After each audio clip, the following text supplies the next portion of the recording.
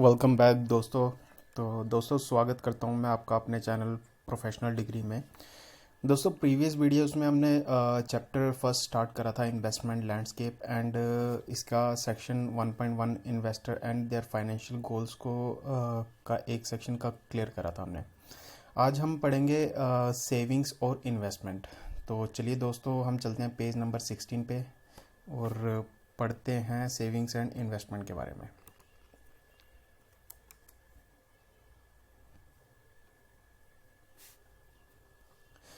तो दोस्तों आ गए हैं हम पेज नंबर 16 पे एंड स्टार्ट करते हैं अपना सेकंड सेक्शन जिसमें हम पढ़ेंगे सेविंग्स और इन्वेस्टमेंट्स।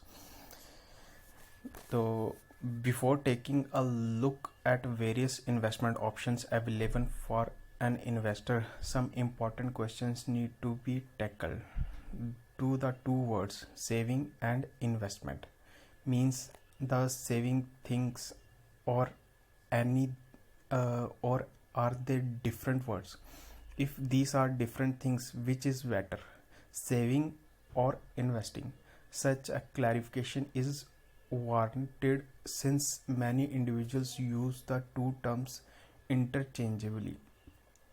तो दोस्तों यहाँ पे दो टर्म्स जो हैं सेविंग्स और इन्वेस्टमेंट्स, तो इनके बारे में आज हम पढ़ेंगे कि सेविंग और इन्वेस्टमेंट, जब भी कोई इन्वेस्टर बात करता है तो वो सेविंग्स और इन्वेस्टमेंट की बात करता है। तो ये दोनों टर्म्स डिफरेंट हैं या सेम है, तो आज हम इस पे स्टडी करेंगे।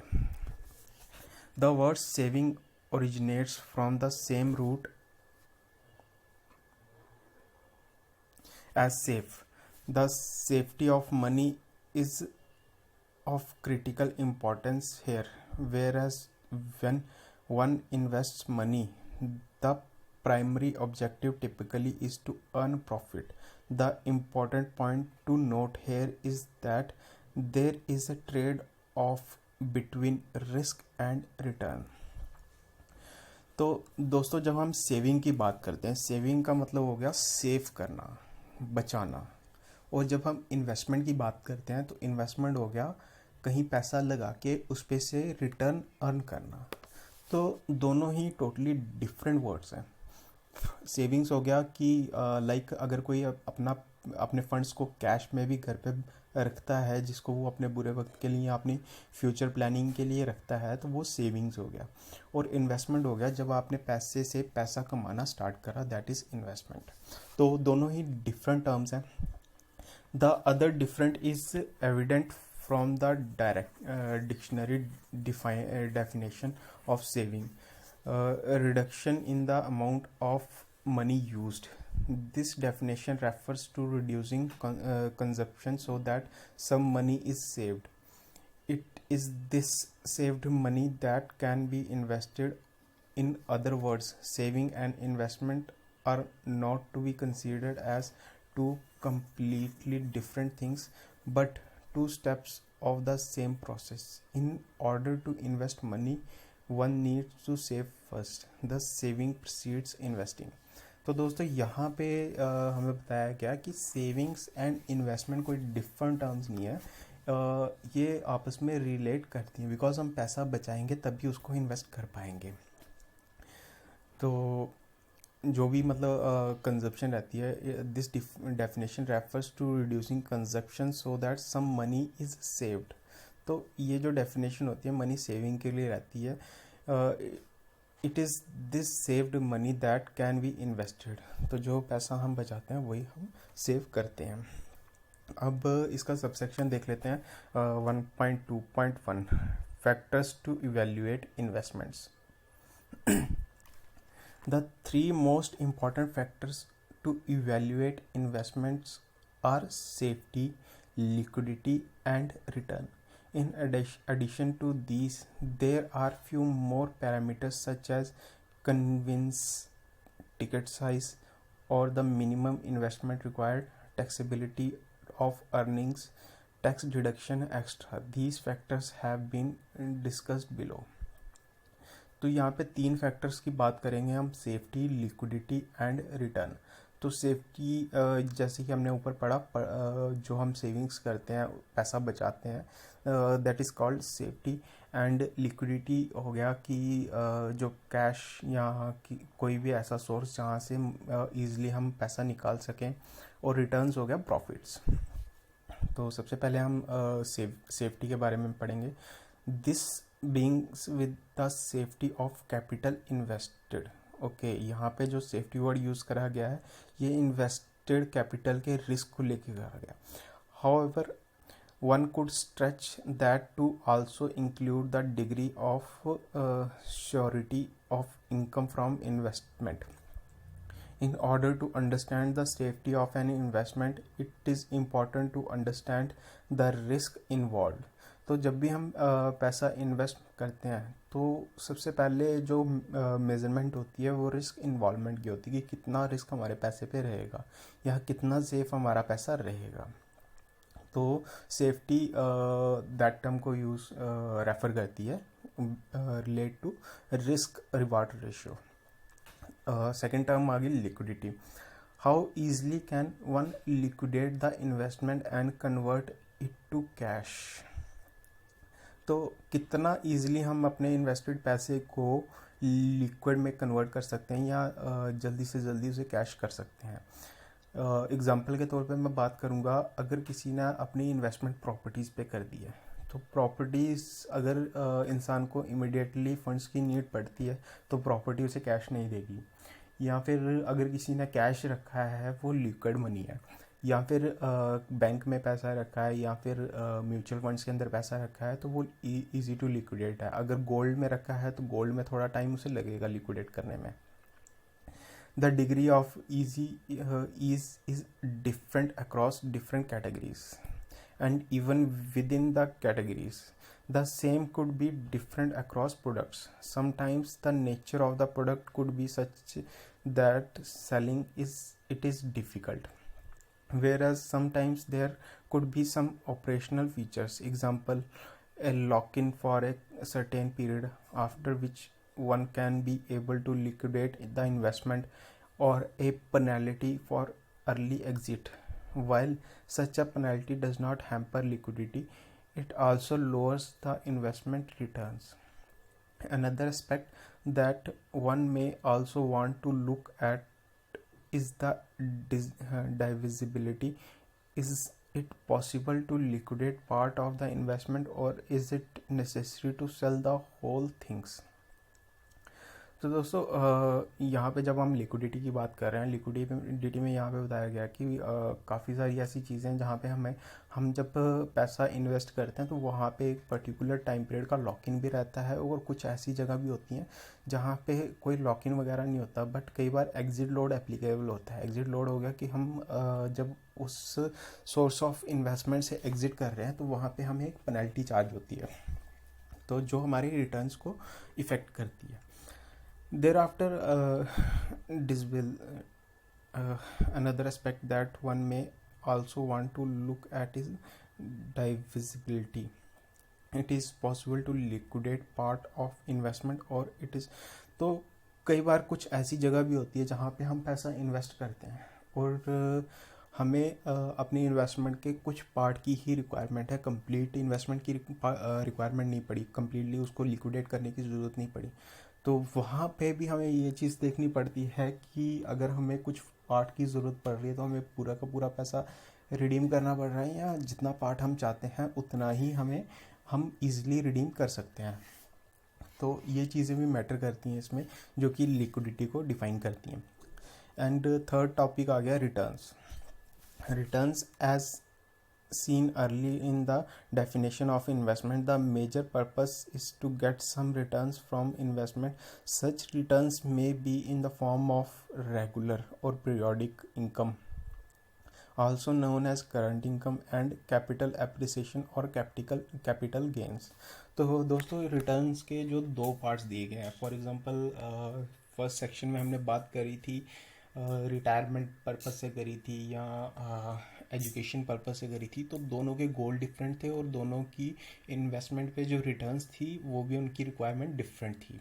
तो यहाँ पे इन दोनों चीज़ों को हम इजीली क्लियर कर पाते हैं कि लाइक अगर कोई पर्सन रिटायर हो रहा है और उसको रेगुलर बेसिस पे इनकम आनी चाहिए, तो उसके लिए जो इन्वेस्टमेंट मेथडोलॉजी रहेगी वो अलग रहेगी, और एक कॉर्पस क्रिएट करने के लिए जो मेथडोलॉजी जो रहेगी वो अलग रहेगी। वहाँ पे हमें कैपिटल गेन चाहिए होगा और रिटायरमेंट के केस में रेगुलर इनकम चाहिए होगी। तो आगे देखते हैं आगे क्या लिखा है। The current income is receivable periodically without having to sell the investment, whereas the capital gain can be released only when one sells an investment. तो पीरियोडिकल इनकम में हमें अपने इन्वेस्टमेंट को सेल करने की ज़रूरत नहीं पड़नी चाहिए, वो ऑटो मोड पे रहनी चाहिए, जिसे हम पीरियोडिकल या रेगुलर रिटर्न्स कहेंगे। और कैपिटल गेन के केस में जो हमारी इन्वेस्टमेंट है वो इन्वेस्टेड रहनी चाहिए, हमें एप्रिसिएशन मिलनी चाहिए हमारी इन्वेस्टमेंट पे, तो वो कैपिटल गेन में आएगी। द एग्जिट चार्जेस और penalty would bring down the returns as seen earlier, hence whenever there are any such charges for early withdrawals, the same must be considered as a trade off between liquidity and returns. तो अगर कोई exit load charges applicable रहते हैं तो वो trade off liquidity and return के बीच में माना जाएगा। Convenience. Any investment must be evaluated in terms of convenience with respect to investing. Taking the money out fully or partially, as well as the investor ability to conveniently check the value of the investment as well as to receive the income. तो यहाँ पे fourth term use करी गई है convenience. तो कितनी convenience हमारी investment है कि एक इन्वेस्टमेंट टाइम टू टाइम उस इन्वेस्टमेंट की रिटर्न्स को या उसकी वैल्यूज़ को चेक कर पाए, या फिर उसे मतलब फुली या पार्शली विड्रॉ कर सके, तो ये होगी उसकी कन्वीनियंस। और टिकट साइज़ की जब हम बात करेंगे, what is the minimum amount required to investment. There are some avenues where an investor can start investing amount as small as ₹50 or ₹100, whereas some require more than 1 lakh and sometimes more than 1 crore. This becomes an important factor while taking a decision about selection of investment options. At the same time, this must not be the only factor. Some investors through a very small number have started considering certain investments requiring large amounts only because they could afford the same without checking whether they needed it or if that was appropriate for their situation and need. तो दोस्तों यहाँ पे ticket size काफ़ी matter करता है कि जहाँ पे आप इन्वेस्ट करने जा रहे हैं वहाँ का मिनिमम इन्वेस्टमेंट अमाउंट क्या है। कुछ जगह ऐसी हैं जहाँ पे हम 50 रुपये या 100 रुपया भी इन्वेस्ट कर सकते हैं, कुछ जगह ऐसी भी हैं जहाँ पे हमें मिनिमम जो इन्वेस्टमेंट करनी पड़ती है 1 लाख या फिर 1 करोड़ भी हो सकती है। तो ये चीज़ भी देखी जाएगी, इसे हम ticket size as a ticket size बोलेंगे। और ये काफ़ी मतलब इम्पॉर्टेंट एक फैक्टर रहता है एक इन्वेस्टमेंट ऑप्शन का। और कुछ investors have started considerably certain investment requiring large amounts only because they could afford the same. तो कुछ ऐसे इन्वेस्टर्स भी होते हैं जो सीधा 1 करोड़ या 1 लाख की इन्वेस्टमेंट करते हैं क्योंकि उनके पास सफिशेंट अमाउंट होता है। एंड अब हम बात करेंगे टैक्सेबिलिटी ऑफ इनकम। तो दोस्तों ये यहाँ पे पहले पैरा को पढ़ लेते हैं। What one retains after taxes is what matters, and hence taxation of the earning is another important factor that one must consider while looking at the taxability of income. It is critical to evaluate various other factors too, and not look at taxation in isolation. For example, some products may offer lower tax on investment returns, but the safety also may be low. At the same time, there could be some products that may offer low tax on investment returns only if the investor stays invested for a certain term or till the maturity of the product. In other words, if the investor sells the investment before maturity or certain minimum period, the investment returns may be taxable. तो दोस्तों, जब taxation की बात आई है तो taxation में देखा गया है कि कुछ इन्वेस्टमेंट्स जो हैं वो टाइम पे डिपेंड करती हैं कि अगर आप मैच्योरिटी पीरियड तक वहाँ पे वेट करते हो तो आपको वहाँ पे टैक्स में काफ़ी अच्छी रिलैक्सेशंस मिलती है, या फिर अगर आप बिफोर मैच्योरिटी रिडीम करते हो तो वहाँ पे टैक्सेशन एप्लीकेबल रहेगी। या फिर कुछ इस तरह की इन्वेस्टमेंट्स भी होती हैं कि जहाँ पे हमें शॉर्ट टर्म में एक अच्छा रिटर्न तो मिलता है लेकिन वहाँ पे टैक्स लाइबिलिटीज़ भी उतनी ही हमारी बनती हैं। तो यहाँ पे ये टैक्सेशन भी इम्पॉर्टेंट फैक्टर रहेगा डिपेंडिंग अपॉन इन्वेस्टर्स इन्वेस्टमेंट। अब बात करते हैं टैक्स डिडक्शन की। A related matter is the tax deduction that may be available in case of certain products. Such a deduction effectively increases the return on investment since the same is calculated after factoring the net amount invested. तो जो tax deduction रहेगी, तो दोस्तों अगर हमें tax deduction का benefit मिल रहा है तो उससे क्या होगा कि हमारी रिटर्न जो है वो इफ़ेक्ट करेगी, उसमें हमें रिटर्न पे काफ़ी अच्छे बेनिफिट्स मिलेंगे। अगर जहाँ पे हम इन्वेस्ट कर रहे हैं वहाँ पे टैक्स डिडक्शन का बेनिफिट भी मिल रहा है हमें। फॉर एग्जांपल मैं बात कर लूँगा, अगर हम mutual fund scheme tax saver schemes में इन्वेस्ट करते हैं तो वह हमें अंडर सेक्शन 80C में रिलैक्सेशन मिलती है।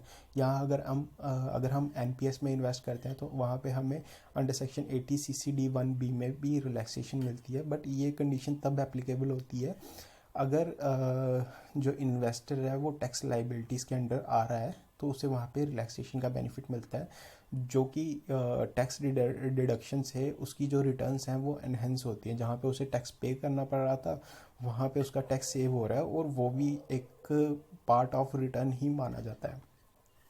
However, where a deduction is available, the product may have a lock-in period of certain years. Once again, this is trade off between liquidity and tax deduction. तो दोस्तों जहाँ पे भी हमें tax deduction का बेनिफिट मिलता है वहाँ पे जो हमारी इन्वेस्टमेंट होती है वो कुछ टाइम पीरियड के लिए लॉक इन रहती है ताकि टैक्स डिडक्शन का बेनिफिट मिल सके। और इस टर्म को हम मानते हैं trade off between liquidity and tax deduction. The above discussion offers a good framework for valuation of investment products. However, as mentioned earlier, no factor should be seen in isolation. One also must consider the investor situation while evaluating the avenues. तो दोस्तों ये जो framework है evaluation का ये investment products को लेकर है और इन्वेस्टर की सिचुएशन को इवैल्यूएट करके ही हम ये प्लानिंग कर सकते हैं कि किस कैटेगरी में या कौन सी इन्वेस्टमेंट्स एक इन्वेस्टर के लिए सूटेबल है। तो दोस्तों यहाँ पे ख़त्म होता है हमारा सेक्शन 1.2। तो आज के लिए इतना ही, जल्दी लौटेंगे अपने नेक्स्ट वीडियो में जहाँ पे हम डिस्कस करेंगे सेक्शन 1.3 डिफरेंट एसेट क्लासेस। तो दोस्तों अगर आपको हमारे वीडियोस अच्छे लग रहे हो तो प्लीज़ हमारे चैनल को सब्सक्राइब करिएगा, वीडियो को शेयर करिएगा। Thank you.